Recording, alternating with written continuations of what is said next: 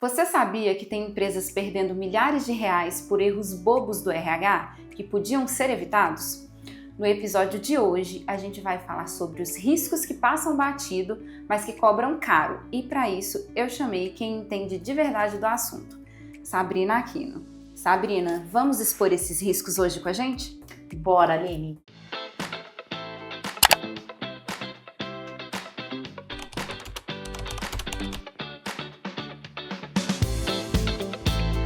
Qual é o erro mais corriqueiro que você já viu virar um processo de milhares de reais? Olha, Aline, tem alguns, né?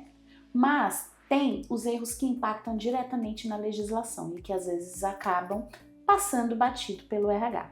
Então eu vou trazer aqui dois que são muito comuns, né? A gente tem ali o primeiro erro, manipulação de ponto. O cara vai ali, esqueci de bater o ponto e o RH dá aquele jeitinho, às vezes ele já tem aquela proximidade e quando chega o fiscal ele não quer saber, né? Ele quer saber por que foi manipulado o ponto pelaquela empresa e a gente sabe que as multas nesse sentido são altíssimas e aí a gente não fala nem só do processo trabalhista que pode vir, né? Ali um passivo trabalhista pertinente o colaborador, mas a gente também entra com uma questão sindical, que é muito séria.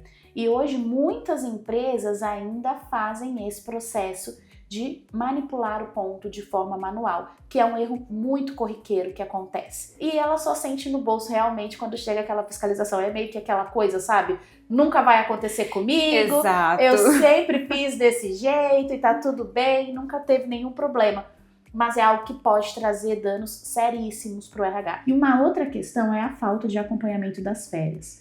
A gente sabe que tem aí na legislação a questão da dobradinha, e ainda assim nós vemos empresas passando por esse processo de deixar as férias vencer por uma questão de acúmulo de demanda, porque não tinha como, então vou comprar essas férias desse colaborador e ele não vai fazer nada, mas aí quando ele sai, né, eu costumo dizer que emprego é igual casamento. Exato. Quando ele sai, aí você conhece ele de verdade, aí ele fala, sabe aquelas férias lá que você comprou? Eu vou te cobrar agora. Então são erros que parecem que são inofensivos, né? E às vezes parece que nem são erros. A empresa acha que ela tá certa, tudo né? bem. Aqui o que eu tô fazendo tá dentro da lei, mas eu tô pagando para ele, eu estou comprando ali o período de férias. Hoje a gente tem uma série de mudanças na legislação de férias, né? Que vem se atualizando aí. As empresas que não acompanharem vão continuar perdendo dinheiro com isso. E são dois erros gravíssimos, né? Porque muita gente não sabe que em uma fiscalização a empresa pode pagar até R$6.500 por colaborador que estejam ali. Às vezes o erro é em um, mas ele vai pagar por todos e muita gente não sabe disso, né? Exatamente. E às vezes, né, você fala, mas eu não manipulo o ponto de todo mundo. Mas pode ser o seu dia de sorte ou não. E é bem aquele cara que você manipulou que é o sorteado na auditoria. Exatamente. E aí, como que você justifica isso, né, gente? Aí só pagando boleto mesmo, não tem jeito. E Sabrina, me conta uma coisa. Se eu sou dona da empresa e quero saber se estou em risco com relação ao passivo trabalhista, por onde que eu começo?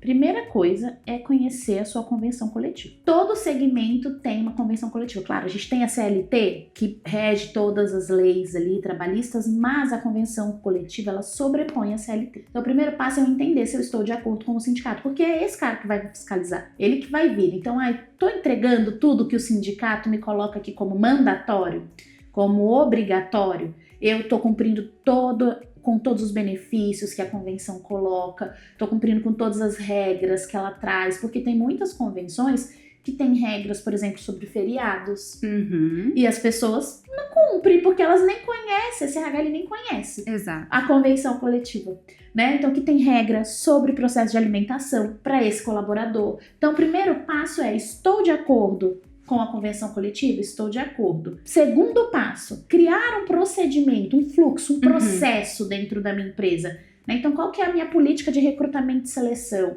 Porque assim eu vou amarrando o que eu faço dentro do recursos humanos, no que tange gestão de pessoas. Isso precisa estar documentado. Isso é a melhor forma que eu tenho de me respaldar. E quando eu começo a construir esses processos, eu enxergo os meus gaps. Aonde eu posso sofrer um possível passivo trabalhista, né? Então, eu não tenho uma política de benefícios, né? De alimentação. Eu pago benefícios de formas diferentes para os meus colaboradores e não estou seguindo lá a convenção. Eu pago bonificações, isso é uma outra coisa que pega os empresários ali no passivo trabalhista. Sim. Então, eu pago bonificações diferenciadas para Aham. pessoas que têm o mesmo cargo. Por quê? Porque eu não tenho uma política, eu não tenho um processo, eu não tenho isso estruturado. Então, o primeiro passo é conhecer a convenção coletiva, e o segundo passo é estruturar os processos de gestão de pessoas. Quando eu falo estruturar os processos, não é sobre liderança, gente, não é isso. É realmente colocar ali um passo a passo, ter um fluxo do meu processo de RH. Né? Quando eu fecho minha folha, quando eu fecho meu ponto, quando eu pago benefício, como eu pago bonificações, se eu tiver, e entre outras coisas pertinentes que estarão lá na convenção. Sim, isso é tão interessante, Sabrina, que a gente rodou uma pesquisa interna na nossa base de clientes e a gente chegou num número que foi um tanto quanto assustador, eu diria.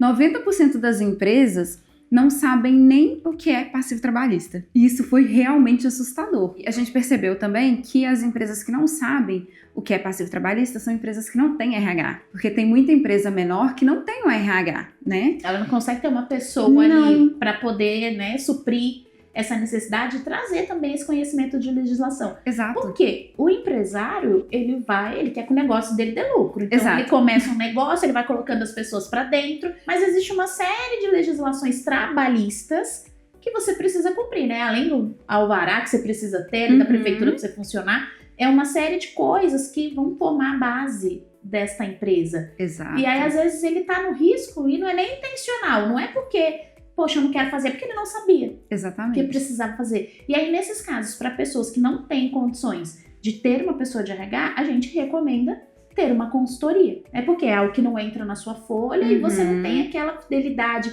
ou encargos. Quando, não consigo esse mês, vou ter que romper o contrato. Porque te auxilia nesse processo e diminui a chance de você ter um prejuízo muito maior. Então, eu diria que é um investimento. Exato, exatamente. E Sabrina, o que você diria para um gestor que acha que processo trabalhista é inevitável? Olha, Aline, vou até falar aqui diretamente para esse gestor. Todo processo trabalhista é evitável. Não existe processo trabalhista inevitável. Os processos acontecem, muitas das vezes, por erro desse gestor, por erro do RH, porque a gente deixa de cumprir certas etapas. Mas se a gente faz o básico bem feito, esse processo ele é evitável. E como que eu faço esse básico bem feito? Eu preciso ter um sistema de ponto para eu me respaldar, né, com essas pessoas que estão trabalhando ali e para a segurança delas também, para que elas tenham esse controle. Depois eu posso dar uma folga para esse colaborador ou pagar hora extra, e aí vai depender de novo a convenção que a gente falou lá no início, né? Então eu preciso ter políticas estruturadas, porque num possível passivo trabalhista, o juiz ele quer a prova, né? Então, e cabe ao acusado o poder da prova. Exato. Se eu estou sendo acusado, eu preciso mostrar, olha, na minha empresa funciona desta forma. Aí, a partir do momento que eu não tenho isso organizado para levar essa documentação adiante, eu estou no risco. Sim. Mas se eu tivesse estruturado todo esse processo, e aí eu não digo que você precisa ter um RH, não. Né? Você só precisa mesmo fazer o básico bem feito e entender a estrutura de gestão de pessoas para que você possa se respaldar. Exato. Com respeito a isso. Então, não existe. Quando um empresário chega para mim e fala, o processo é inevitável.